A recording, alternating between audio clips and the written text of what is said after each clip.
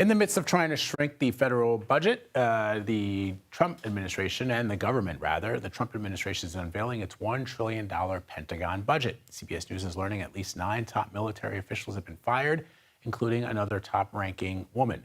Let's bring in CBS News senior national security correspondent Charlie D'Agata, who's joining me live from the Pentagon. Hi, Charlie. So who is this Navy Vice Admiral Shoshana Chatfield, and why was she fired?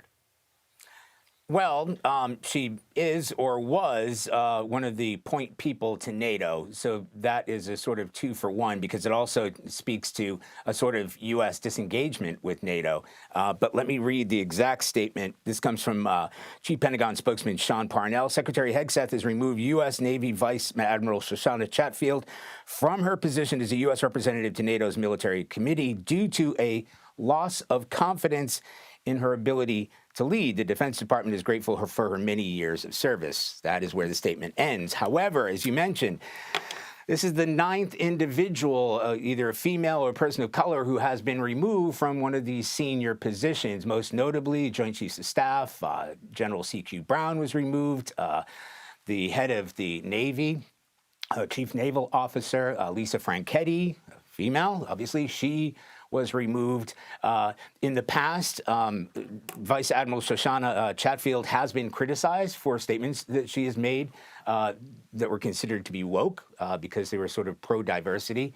So this is a trend, and we expect more, a sort of hit list of individuals who might be considered by Defense Secretary Hegseth, or to a larger degree by President Trump himself, as a sort of DEI hire or DEI promotion. The other news, Charlie, out of the Pentagon is that they are looking to lay off thousands more individuals. What can you tell us about that? Well, so Secretary Hegseth said there'd be between 50 to 60,000 civilian layoffs. And this was announced a few weeks ago, and it had to sort of been brought back a little bit because there are lawsuits involved, and there's also having to do with military readiness. But another kind of surprise announcement that came out of the blue yesterday is, at a time of cutbacks, President Trump announced that there would be a budget of $1 trillion here at the Pentagon.